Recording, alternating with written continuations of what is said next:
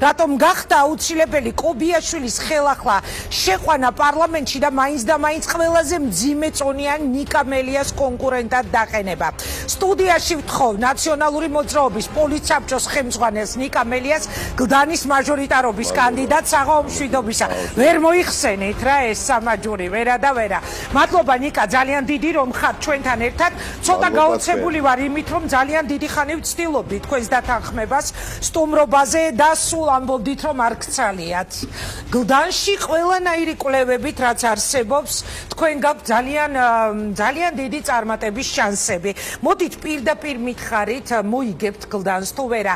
შეხვალთ იმ პარლამენტში, საიდანაც ანონსი მქონდა, მე არ შემეშინდება ამის თქმის, როცა საჭირო არც მწვავე შეკითხვებს ვერიდები თქვენთან, მაგრამ საიდანაც აი როგორც კომკავშირის კრებაზე რიცხავდნენ ხოლმე კომკავშირიდან დაახლოებით ისე გამოგაძევეს.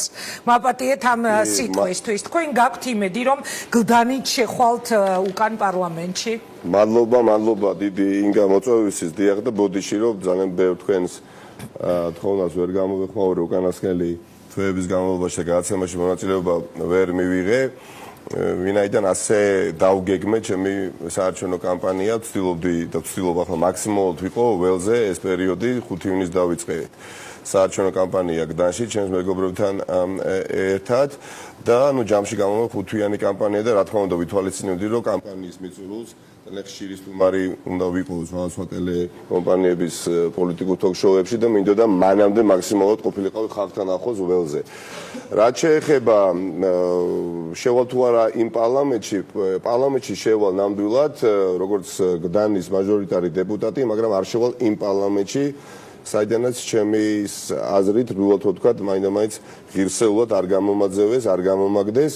მარტივად ეს პარლამენტი არ იქნება ის პარლამენტი, ეს იქნება მე არ მოვერიდები თქმას და როდესაც თქვენ პარლამენტიდან გამოგიშვეს, გადაწყვეტილების დღე რო იყო, მაშინ გამახსენდა აი პოლიცსაბჭო კი არა და პარტიული ყრილობები რა, სადაც ერთხმაში ძალიან მძიმე საყურებელი იყო, ერთ მხარეს თქვენ რომ იჯექით და ცალკე მორჩილი უმრავლესობა და მე ვარაუდობ აქედან გამომდინარე რომ თქვენ ხართ მგონი ყველაზე მოტივირებული მაჟორიტარობის კანდიდატი, რომელიც იბრძვის ამ არჩევნებში. ძალიან ბევრს მუშაობ, აშკარად მაქვს მოტივაცია უმაღლესი, იმ ხარისხის ვალო ჩაისა ზაადუღებ ამ თუ იმ დუღილის მოტივაცია მაქვს, მაგრამ დაუბრუნდები რასაც საუბრობდი იმაზე, იმ პარლამენტში არც შევალ და არც მაქვს შესვლის სურვილი და ვერ შევალ, უბრალოდ სხვა პარლამენტი იქნება, სხვა შემადგენლობა, რომელიც დარწმუნებული ვარ გამოიყვანს ქვეყანას რთული ვითარებიდან და წარმოდგენილი იქნება ფართო სპექტრი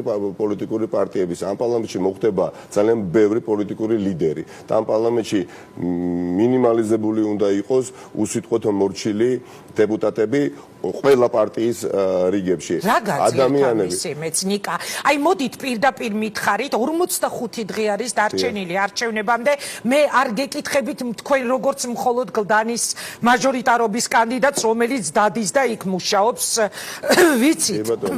უბრალოდ რა გაძლევთ ამის გარანტიას, იმიტომ რომ ოცნება გამოდის და ამბობს, რომ ჩვენ დავაკომპლექტებთ მინისტრთა კაბინეტსა, ჩვენ მოვალთ უმრავლესობით, რომ ჩვენი შიდა კვლევები ძალიან მაღალია პროცენტი.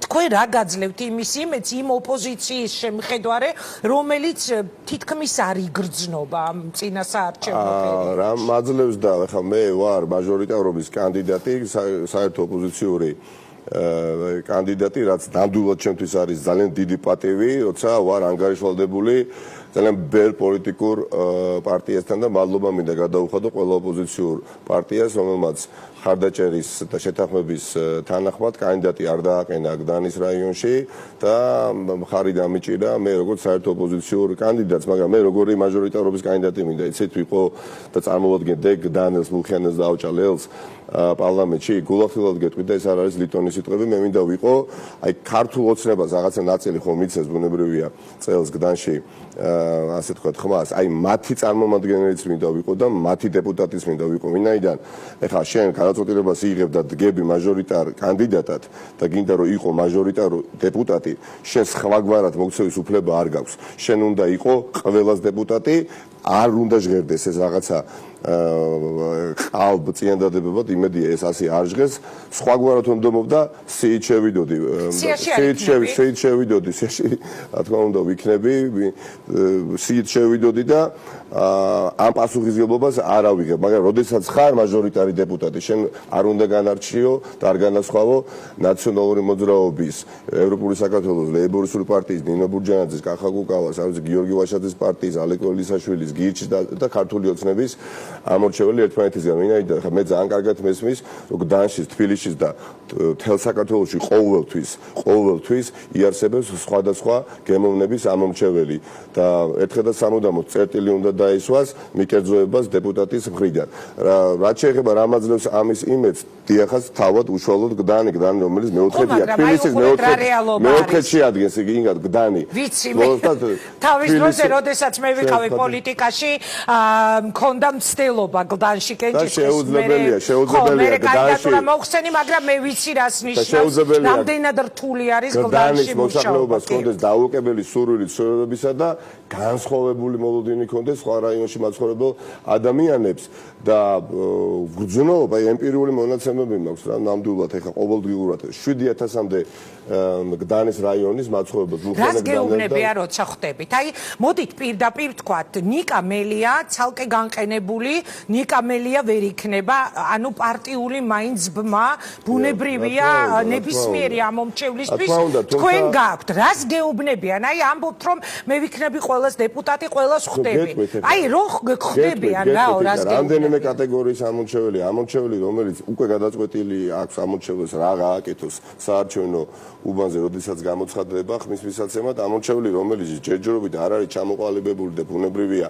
მათთან ვცდილობ განსაკუთრებით მჭიდრო კომუნიკაცია მქონდეს ამორჩეველი რომელიც პირველად მიდის არჩევნებზე და ასეთი დაახლოებით თელ ქვეყანაში 50000 ადამიანია ვისაც 18 წელიწადი შეუსრულდა და ამორჩეველი რომელიც ეს ძალიან სერიოზული ფაქტორი იქნება ახალგაზრდები ჩემი აზრით ძალიან აქტიურად მუშაობ მეგობრებთან ერთად და ამორჩეველი რომელიც როგორც ნაციონალურ მოძრაობას ისე გელაპარაკებიან დიდ სოლიდარობას მათ შორის ვძნობ ძალიან დიდ სოლიდარობას გდანელების მუხიანელების და ავჭალელების მხრიდან სოლიდარობას სამაჯურის გამო პარლამენტიდან გაშვების გამო სამართლობასთან ეხა შეგვება ბევრს არ შეუძლია და მადლობა ღმერთს ამ ქვეყანაში აბსოლუტური უმრავლესობა ისეთი ადამიანია ჩემგან მოფერება ეთერში თქვენ ხო არ გახსოვთ აი ხა პირდაპირ გეტყვით რომ მე მესმის იმ ადამიანების ვისაც ეს განცდა შეიძლება კონდეს იმიტომ რომ მას მერე რაც თქვენ დეპუტატის მანდატი წაგართვეს მეც იგივე უსამართლობის განცდამ შემიფყრო და მართლა გულწრფელად გეუბნებით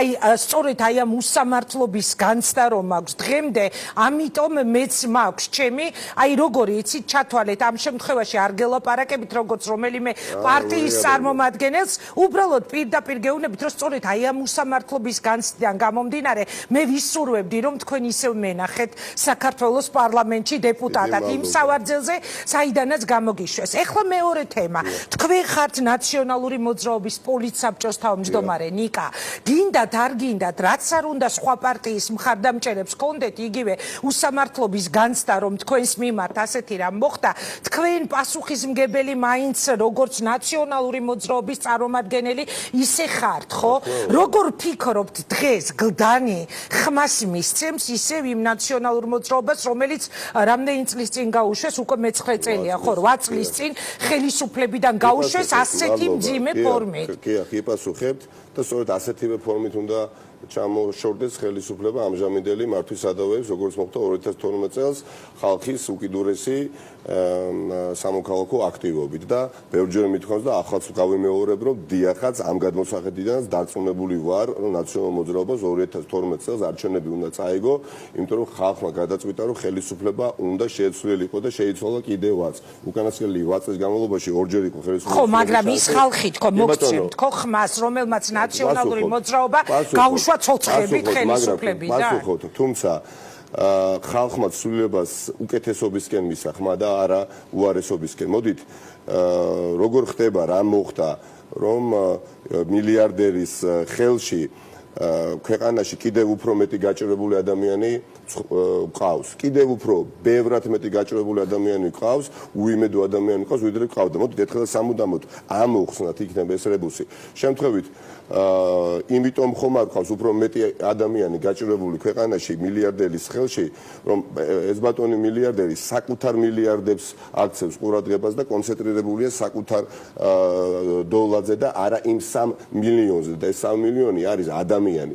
დიახაც ამ 3 მილიონს ყურადღებას აქცევს, მაგრამ აქცევს რა თვალსაზრისით იცით უყურებს როგორც შესაძლებლობას, რომ მან დამატებით 100 მილიონი დოლარი გამოიმუშაოს და ხალხმა ეს ყველაფერი დაინახა. ნაციონალური მოძრაობა წარმატებული იყო ბევრი მიმართულებით, იყო წარუმატებელი მნიშვნელოვანი მიმართულებით, რაზეც ვისაუბრებთ და ხალხმა გადაწყვეტილება მიიღო, თავად ბიძინა ივანიშვილი საუბრობდა, რომ ნაციონალურ მოძრაობას გამოსდის კარგად მშენებლობა, ესტაკადების გზების, ეკონომიკა, ყველაფერი და მაგრამ ადამიანის უფლებები დატერორებული ბიზნესი მე მოვალდა სასამართლოს, მე მოვალდა პრობლემას არ შეგიქმნით, ხო ამას გეკითხეთ. თავისუფალს გავხდი, მოსამართლე იქნება ობიექტური და დეპოლიტიზირებული იქნება პოლიცია. რა მივიღეთ? იქ სადაც ძლიერი იყო წინა ხელისუფლება და ნამდვილად ძალიან ბევრი ადამიანი შეხვედრიათ, ხო? რომელიც გეტყვით, რომ აი ნაციონალურ მოძრაობამ კარგად დაიწყო საკუთარი მოღვაწეობა ხელისუფლებაში, მაგრამ ბოლოს აურია, მოდით მარტივად რო ვთქვათ, ბევრი მოქალაქე შეხვედრია, მეც ასეთი, ხო? თავად ბიძინა ივანიშვილიც ამას საუბრობდა. ეხლა რა გამოდის? ნაციონალურ მოძრაობა 2012 წელს წააგო არჩევნები უკან რომ მოიხედა და ინახა ძალიან ბევრი გაკეთებული საქმე ნამდვილად და ბევრი აი ეს გაკეთებული საქმე ინერციით მიდის მალობა ღმერთს ჯერ კიდევ და უბრალოდ ვერ გააფუჭეს იმდენად და დაინახა გაბუჭებული საქმეც. აი ხა გული იმაზე მტკივა რომ ეს წლები დაიკარგა პრაქტიკულად 2020 წელს, როდესაც ქართული ოცნებამ ჯერა რომ წააგებს ოპოზიციასთან უკან გამოიხედავს, ხო? რას დაინახავს? აი მითხარით, დაინახავს მურუსიძეს უვადოდ გამწესებულს 2020 წელს. გეტყვია რომ ეხა თავისუფლად სუნთქავთ, რომ წარმატებული ჯანდაცვის სისტემა აქვთ ამ ხელისუფლებას, რომ თავს პიარით არ აწუხებენ, არ იწუხებენ თორე ძალიან ბევრ საქმეს აკეთებენ, რომ თავისუფალია ცხოვრება. ამას პავლე გაუვიდა, როგორ არის თავისუფალი ცხოვრება, ხახდო, თუ ვინმეს გონია, აბა ყველამ ჩვენ გულებში ჩავიხედოთ და თუ გრძნობთ თავისუფლად თავს, თუნდაც პირად კომუნიკაციაში და რამდენი თქვენგანი კვლავ ტელეფონს ტოვებს, სხვა ოთახში და ისე საუბრობს, ხო? რამდენი თქვენგანს ეშინია ოპოზიციურ პარტიებთან ღია დაფილირების. რატომ? იმიტომ რომ თავისუფალია გარემო, თავისუფალი გარემო რო იყოს, ეს წუხილები და ეს ჭმუნები და ეს შიშები ხო არ ექნებოდათ, ხო? პლუს ეხა არ ვიტყვილებით, როცა ვამბობთ, რომ 800.000 ადამიანი მილიარდერის პირობებში ქვეყნიდან გავიდა, რატო? რომ რაღაც საჩვენებელი გამოიმუშაოს და გადმორიცხოს საკუთარ ოჯახებში, ხო? აგერ 2013 წელს ეხა დრამატული არის გაუარესება დემოგრაფიული მიმართულებით. ინგა უბრალოდ კაცი ყავს მილიარდერი, რომელსაც მართლაც ჯერა რომ ქვეყანაში 100 არ ჭირს, როგორც ჭირს და შეიძლება თქვენს რო იყოთ მის ადგილას, თქვენს ვერ გაგიგოთ და მეც ვერ გამეგო. ადამიანი იღვიძებს 1000-მდე თუ ამდენიმე ათეული მოსამსახურე პერსონალი ყავს, ადგილიდან ადგილზე გადაადგილდება მხოლოდ ერთფრენი და ის მას წარმოდგენა არ აქვს, რას ფიქრობს მაგალითად რიგითი კდანის მაცხოვრებელი მეხუთე მიკრორაიონის ან მეექვსე მიკრორაიონის სკვერში, როდესაც ეს ხალხი ხომ ისევე იყო გაჭირვებული 2016 წელსაც შემდეგ არჩევნებშიც, სადაც თქვენ რა მოხდა? არა, როგორ გეკადრებათ? გაჭირვებული 2 წლის წინაც ხო იგივე მდგომარეობაში იყო, მაგრამ მაინც ოცნებამ გაიმარჯვა. გაჭირვებული. ხო და ამას ვამბობ, 2 წლის წინანდელ არჩევნებს ნუ შევადარებთ, ხალხი გაიზარდა, ხალხმა 2018 წელს ყველა მიცოდა რომ ბატონი გრიგოლ ვაშაძე თუ გახდება პრეზიდენტი, არაფერი რეალურად არ იცვლება, ხელისუფლება არ იცვლება, ეს არ იყო გენერალური არჩევნები, პოლიცია იგივე რჩებოდა, პროკურატურა იგივე რჩებოდა, ეკონომიკის სამინისტროში ისევ ის ადამიანი რჩებოდა, რომლის პროფესიონალიზმი კრიტიკას ვერ უძებს და ასე შემდეგ. გვირჩევდით ერთ უფლება შეკვეცილ, ასე ვთქვათ, ინსტიტუტში ადამიანს, რომელსაც მხოლოდ შეწყალების შესაძლებლობა ექნებოდა პატიმრის და შესაბამისად ხალხი ვერ აენთო და მიუხედავად ამისა, იმდენად ცუდი კანდიდატი დააყენა სალომე ზურაბიშვილის სახით ქართულმა ოცნებამ, რომ პრაქტიკულად წააგო არჩევნები. ჩვენ 2018 წლის არჩევნებამდე იანვრის დასაწყისში ოპოზიციურ პარტიებთან ჰქონდა მოლაპარაკება და ჰქონდა სურვილი, რომ იქნებ შეთანხმებულიყავით საერთო მაგალითად კანდიდატზე და მაშინ ახლა გეტყვით მოიაზრებოდა, ხო იყო საუბარი, რომ შესაძლებელია ბატონი გიორგი მარგველაშვილი ვადაზე ადრე გადამდგარიყო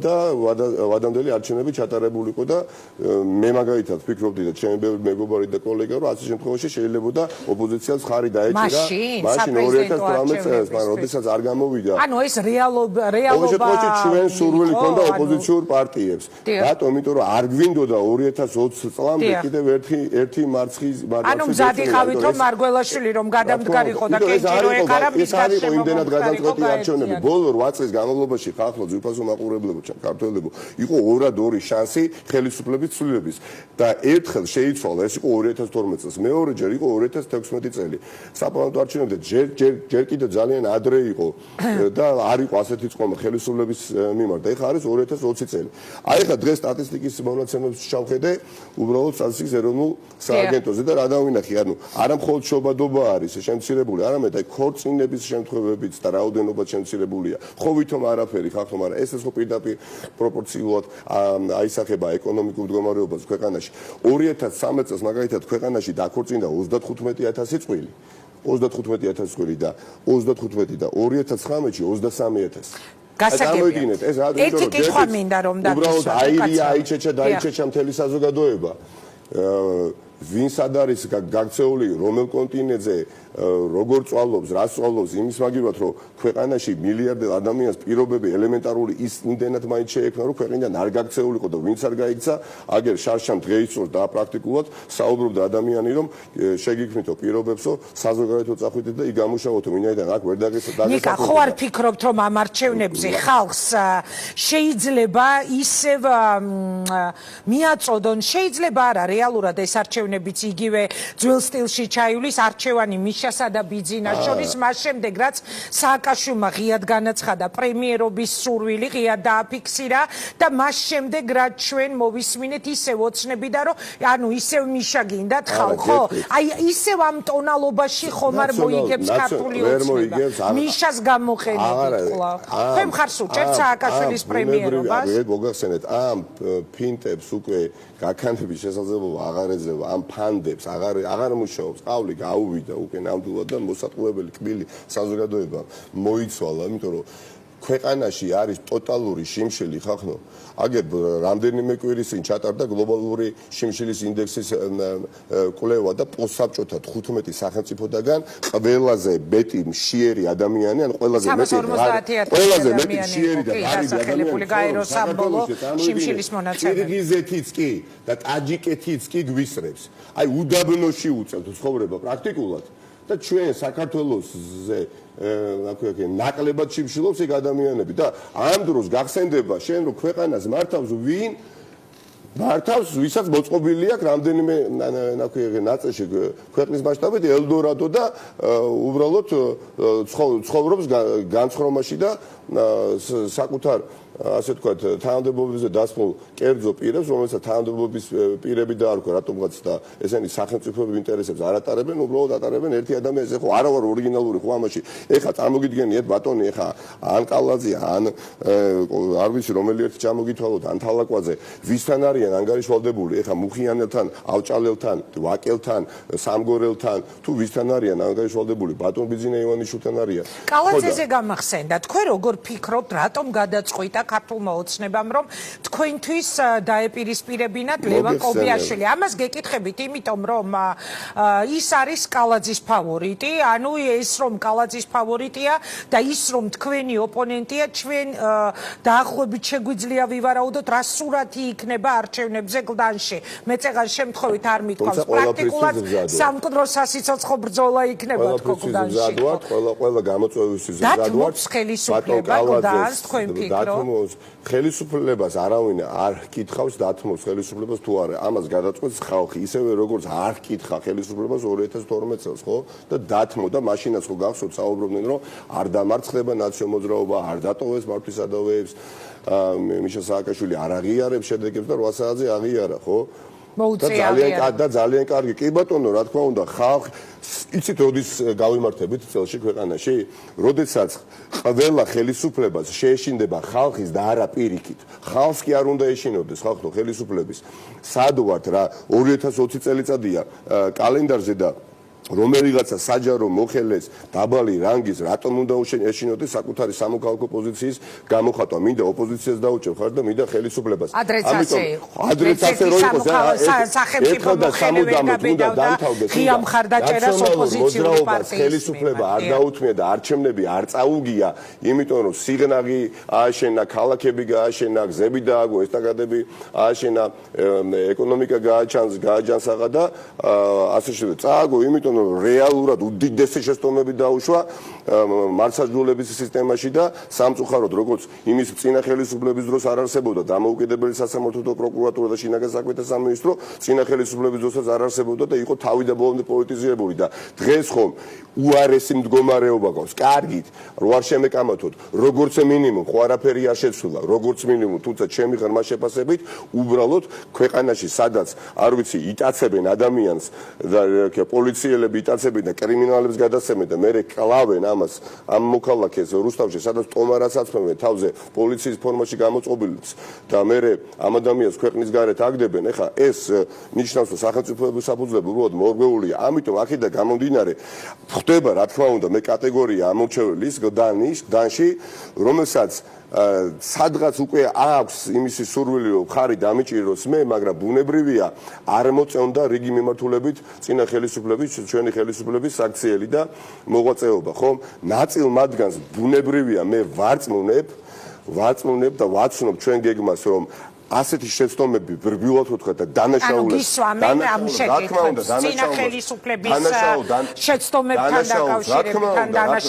კატეგორია არის ასეთი ნაწილ მათგანს გეგმას ოდესაც გავაცნობ, ოდესაც პირადად ვეურთიერთობები, რა თქმა უნდა ვარწმუნებ, მაგრამ არის ნაწილი და ეს ასე იქნება, რომელიც მანამ არ დაგვიჯერებს, რომ კარგად მოვიქცევით, სანამ არ მოვართ ხელისუფლებაში და არ დაგვინახავს, რომ ასე ვიქცევით. რა უნდა გაკეთეს ეს მინდა რომ გითხრათ, ხალხო. აი რატომაც წავაგეთ არჩევნები ჩვენ წინა ხელისუფლებამ, ხომ?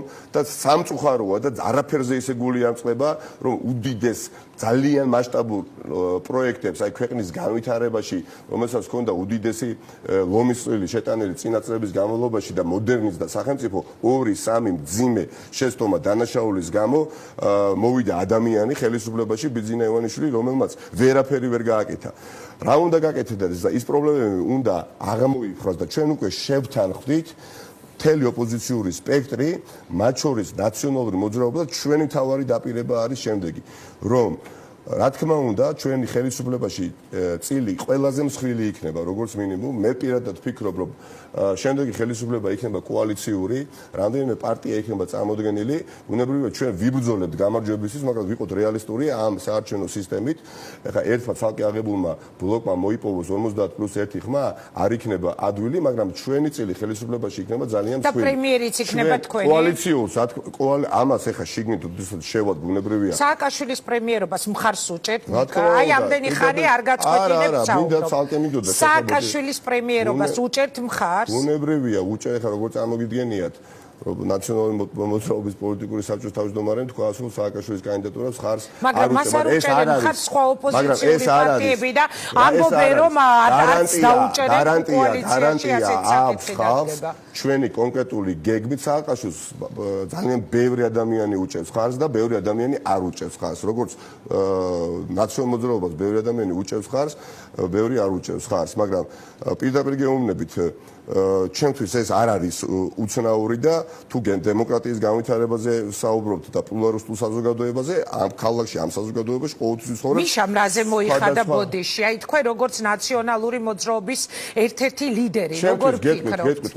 აი რაზე მოიხადა მან ბოდიში? ჩემთვის მნიშვნელოვანია რომ ყველა ოპოზიციურად განწყობილი ადამიანი მოვიდეს არჩევნებზე და ხმა მიცეს ამ ქვეყნის განვითარებას და ამ ქვეყნის მომავალს. და ის რომ ვიღაცა ნაციონალური მოძრაობის, ან მიხეილ სააკაშვილის, ან ნიკა მელიას, ან გრიგოლ ვაშაძეს, არ ვიცი ნებისმიერი სხვა ჩვენი ლიდერის ხარდაჭერი არ არის. ამაში ტრაგედია საერთოდ ვერ ხედავთ. ჩვენ ვეცდებით რომ ხარდაჭერა გავზარდოთ, მაგრამ ჩემთვის ნამდვილად არის მისასალმებელი რომ ყველა ოპოზიციური პარტია იყოს წარმოდგენილი. მაგრამ ისინი ამბობენ, რომ კოალიციის შემთხვევაშიც არ არ აპირებენ რომ სააკაშვილის პრემიერობას დაუჭერონ მხარი.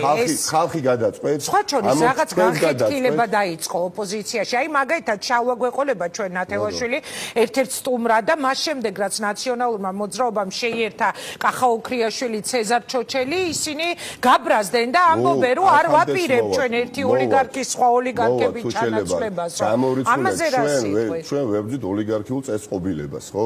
მე ბიძინა ივანიშვილი როგორც საჩხერეში დაბადებული გაზრდილი საქართველოს მოქალაქე კი არა, ძულს საერთოდ ამ ძულს. შეიძლება როგორც მეზობელი, არაჩვეულებრივი მეზობელი ყოფილიყო და არ ვიცი ასე შემდეგ. მაგრამ როგორც ოლიგარქთა მაქვს სერიოზული პრეტენზიები და ვებძვი და ვადავდივარ დაუძინებელი მტერი მისი. და იმიტომაც დავდივარ ეს ელექტროსამაჯურით, ხო? და ეხლა როგორ გონიათ რომ ნაციონალური მოძრაობის ბლოკი ძალაერთობაში გაერთიანებული ოპოზიცია ხელს უწყობს რას? ოლიგარქატის გაგრძელებას და გახანგრძლივებას? უბრალოდ მიხეილ სააკაშვილიძე მინდა დავასრულო და გადავალ ცეზარ ჩოჩელს და კახა-ოქრიაშვილზეც. მიხეილ სააკაშვილთან მიმართებაში ეხლა ციდან არა ვარ ჩამოფრენილი და წინა მმართველობასთან დაკავშირებით არის განცდის გაურება რა. ნაწილს რა თქმა უნდა კვლავ უნდა რომ ხელისუფლებაში მოვიდეს ენერგიული, საქმეზე ორიენტირებული ხელისუფალი და ქვეყანა წინ წაიყვანოს. ნაწილი არის ადამიანებისა და არც თუ ისე ცოტა, რომელსაც ეშინია იმისი, რისიც ეშინოდა და არ უნდოდა, ხო? თუმცა ეხლაც ეშინია და არ უნდა რომ ეს გააღრმავდეს და გონიათ რომ რევანშს მოვაწყობთ და გავახორციელებთ. არავით არის რევანში. მე ბატონ კობიაშვილზე მიუხედავად იმისა, რომ ბატონმა კობიაშვილმა თვალიც არ დაახამხამა და მე მგონი პარლამენტში ერთხელ არის მოსული პარლამენტში და სამართლო პროკურორის და პოლიციის უფროსის ფუნქცია შეითავსა და მისი ხელით დაჭერილი ვარ და ციხეში ვარ გავშობილი. მას ხელი აქვს მიჭერილი თქვენ დეპუტატის მანდატის სათმევაზე. საერთოდ არ ვარ გაბრაზებული და ღმერთმა დამიფაროს რომ ვიფიქრო რევანში. დრო არც ვექნება და არც სურვია. ახლა არა მაგ და გამარჯვების შემდეგ. ჩვენ ჭირდება ხალხს ავუხსნათ და კონკრეტული გეგმა დაუდოთ და დაუდეთ. რას აპირებს ნაციონალური მოძრაობა? დაავალე მიშასო, გვეუბნება ნაციონალური მოძრაობა და აი რა უნდა დაავალო? რას ავალებ თქვენ მიშას? პირდაპირ გეუბნებით, აი მინდა თქვა, დავალებად მივიღოთ თუ გნებავთ. პოლიცია უნდა იყოს დეპოლიტიზირებული. ერთხელ და სამუდამოდ პოლიცია უნდა გათავისუფლდეს პოლიტიკური კომპონენტისგან. და ეს ყველაფერი ეხება როგორც საპატრულო პოლიციას, ასევე კრიმინალურ პოლიციას, ხო? ნიშნულოვანია, რომ იუსტიციის სამინისტროს გაემიჯნოს საჯელაფსულების სამინისტრო და პროკურატურა ასევე გაიყოს ორად. იქნება ზოგადი პროკურატურა და სამოხილეო საქმეთა პროკურატურა და აი ამ თანამდებობებზე ინგა ძალიან მნიშვნელოვან რაღაცას ლაპარაკობ რა. ეს არის ჩვენი მთავარი გეგმა, რითიც მოვდივართ ამ მიმართულებით მართლმსაჯულების სისტემაში როგორ ხედავთ რეფორმირებას. აი ამ თანამდებობებზე უნდა შეირჩეს კანდიდატები, რომლებიც დასახელდებიან ავტორიტეტული არასამთავრობო ორგანიზაციების მხრიდან და რომელთაც მერე მხარს დაუჭერს პარლამენტში მყოფი ოპოზიციონერთა 1/3. კარგი, გავიგე, ნიკა, ჩემში კითხვას რატოა მნიშვნელოვანი იცით? აქამდე ახლაც და წინა ხელისუფლების დროსაც შინაგან საქმეთა მინისტრი, გენერალური პროკურორი პირველ რიგში იყო პარტიის შინაგან საქმეთა მინისტრი და ხო, ხერხემალი, ხელისუფლების ხერხემალი იყო ვანო მერაბიშვილი. ასე ამბობდნენ ნაციონალური მოძრაობის და ამ ყველაფერმა ჩვენ მოკლევად, აი ხა, როდესაც პოლიტიკური ელიტა, ხო, მართველი ძალის ვეღარ არწმუნებს ამორჩევას, რომ მომეცი ხმა, მერე ტრადიციულად როგორ ხდებოდა, როგორ ხდება ახლა, უფრო გაშვაგებულად, იყენებენ კუნთიან ადამიანებს, ანუ იყენებენ თოფიან ადამიანებს, ფინანსური პოლიციის სახით, შინაგან საქმეთა სამინისტროს სახით და პროკურატურის სახით. სუსი უნდა გაუქმდეს. ამათმა რა გააკეთა? რა გააკეთეს? კუძს გადაარქვეს სუსი. და უფრო გააძლიერეს და 135 მილიონი ლარი იხარჯება ყოველწლიურად იმაში, რომ უბრალოდ ოპოზიციონერებს გაწყვეტ. ნიკა, მე არ მაქვს არც იმისი დრო, რომ ეხა ყველაფერი გავიხსენო კუდის და სოდის მოღვაწეობაზე, ამიტომ მოდი, ჩემ შეკითხვას გაეცი. კოშმარული მოგონებები შეიძლება ეხა დავდო ამ ეთერში, ხო, ბუნებრივია. მე ნაციონალურ მოძრაობაში ინგა გავწერიანდი 2014 ხალხის, რომელსაც კუდის საშინელებები აქვს გადატანილი. კი ბატონო და ამათვა რა გააკეთეს? კუდს სუსი გადაარქვეს. სხვა კითხვა დაგისვით, მაგას თავი დავავალე. დავავალე ნაციონალურ მოძრაობაში მე 2014 წლის აგვისტოს თვეში გავწევრიანდი და მე როგორც რიგით მოქალაქეს მაშინ როცა ნაციონალურ მოძრაობა იყო ხელისუფლებაში, როგორც ახალგაზრდას ბევრი რამე მომწონდა და ბევრი რამე არ მომწონდა, როცა არ მომწონდა, მივდიოდი და ოპოზიციას უჭერდი მაშინდელს ხარს და გამიკეთებია კიდევაც. ამიტომ როცა ახლა მაგს ბერკეტები, მაგს პოლიტიკური კაპიტალი თქვენ როგორ ფიქრობთ? ეხლა ნაციონალურ მოძრაობაში მე იმიტომ გავწერ არიანდი რომ შინაგან საქმეთა სამინისტროს ზღვარგადასული ძალაუფლება წინა ხელისუფლების დროს რომ მომწონდა იგივე შეუწყო ხელი მირჩევნია მეხი დამეცეს და მირჩევნია საერთოდ არ ვარსებობდე ვიდრე ამ ყველაფერს ხელი შეუწყო იმიტომ რომ მეგობრებიც ხავს ოჯახის წევრებიც ხავს და არ მიგის ქართულ პოლიტიკაში ისეთი პოლიტიკის ეკეთება რომელიც ჩემი ოჯახის გვარსა და სახელს შეუწყოს მიაყენეს პირდაპირ გეუბნებით აქ ვარ იდეი და პრინციპები მიშას დაავალეო რა უნდა დაავალოს ხალხმა როგორ ფიქრობთ რა არის ეს რა მესიჯია დაავალე მიშას და რას ავალებს ხალხი აი თქვენ როგორც ერთ-ერთი მოქალაქე რას ავალებთ გითხარით რასაც დავალებთ ეს არის თქვენი ძალიან მნიშვნელოვანია რა ძალიან მნიშვნელოვანია სამწუხაროდ მიშა სააკაშვილი ეხლა ხელისუფლებაში როდესაც იყო ძირითადად გახსოვთ ხო ეხლა პრაქტიკულად თვითმფრინავიდან არ ჩამოდიოდა და კონტინენტზე დაფრინავდა და მასშტაბურ პროექტებს აქცევდა ყურადღებას მაგრამ ძალოვანმა უწყებებმა დათური სამსახური შეუსრულა პირდაპირ გეუბნებით რა ეს მარაზმი და ეს კოშმარი აღარ უნდა გამეორდეს. ანუ მერაბიშვილი აღარ იქნება სიაში, ანუ იყო საუბარი მის სიაში ყოფნაზე ნაციონალური მოძრაობის საარჩევნო. არ იქნება. რატომ? არ იქნება, ჩემი კერძოაზე გაინტერესებთ, ჩემი აზრი არის შემდეგი. ვანო მერაბიშვილმა ძალიან ბევრი რამ გააკეთა ამ ქვეყანაში, მაშინ როდესაც აბსოლუტურად განუკითხაობა იყო ქვეყანაში და ყაჩაღებისა და არ ვიცი მე კრიმინალების ბოგინი იყო და ამას ვაფასებ და ვუფასებ, მაგრამ იმასაც ვაძლევ შეფასებას, რომ ბევრი რამე რბილად რომ თქვა, ძალიან რბილად რომ თქვა, იყო ანტიკონსტიტუციური და მე პირადად რაც მიმაჩნია მის თავად დიდ შეცდომად, როდესაც ბატონი ახალგაზრდა გირგვლიანის ტრაგიკული შემთხვევა მოხდა, მას არანაირი მორალური უფლება არ ჰქონდა, რომ დარჩენილიყო თანამდებობაზე. სამწუხაროდ იგი დარჩა თანამდებობაზე და ხელისუფლებამ ჩათვალა, რომ ხალხმა დაივიწყა, არა და სინოდოში დაილექა და როგორც ტალღა, ისე დემოკრატიულმა დაარტყა ყველაფერთან ერთად 2012 წელს. ამიტომ მე მიმაჩნია, რომ მისი ცოდნა პოზიტიური უნდა გამოადგეს ქვეყანას, მაგრამ ამ ადამიანს აქვს ნეგატიური, ასე თქვათ, ასევე გამოცდილება. მე პირადად ჩემ თავს ვერ ხედავ იმ გუნდში, სადაც იქნება ბატონი ვანო მერაბიშვილი. სერიოზული განაცხადია ეს. არა, იმიტომ რომ არსებობს ფასეულობები, არსებობს ღირებულებები, თუმცა გითხარით გულწრფელად ის რასაც ვფიქრობ. კარგი, და ბოლოს ნიკა მითხარით ოქრიაშვილი, ცეზარ ჩოჩელის შეერთება ნაციონალურ მოძრაობასთან. ვერ გაიგეს ეს ვერც იმ ადამიანებმა, ვინც თქვენს გარშემო თქვენთან ერთად იჯდა ლეიბორისტების მაგიდასთან. რატომ უნდა გაერთიანებინა ნაციონალებს ადამიანი, ვინც პროპორციულ არჩევნებს ეწინააღმდეგებოდა? ჩვენ ყველა კოლეგას ვთხოვ მესმის წინა ცხოვრებიდან მომდინარე სხვადასხვა უთანხმოებები შეიძლება იყოს რიგ შემთხვევაში კერძო პოლიტიკოსებს შორის და ეს დღეს თუ ხვალ და დროდადრო თავს ახსენებს მავანს და ეს ყველაფერი მერე გადაიზრდება ხოლმე რაღაცა დაპირისპირებაში კამათში და საერთოდ აი თუ კი რამე სტრესავს ეხა ამომრჩეველს ოპოზიციურ განწყობას რომელიც აბსოლუტურ უმრავლესობაში სტრესავს, როდესაც ოპოზიცია იკამათება ოპოზიციას.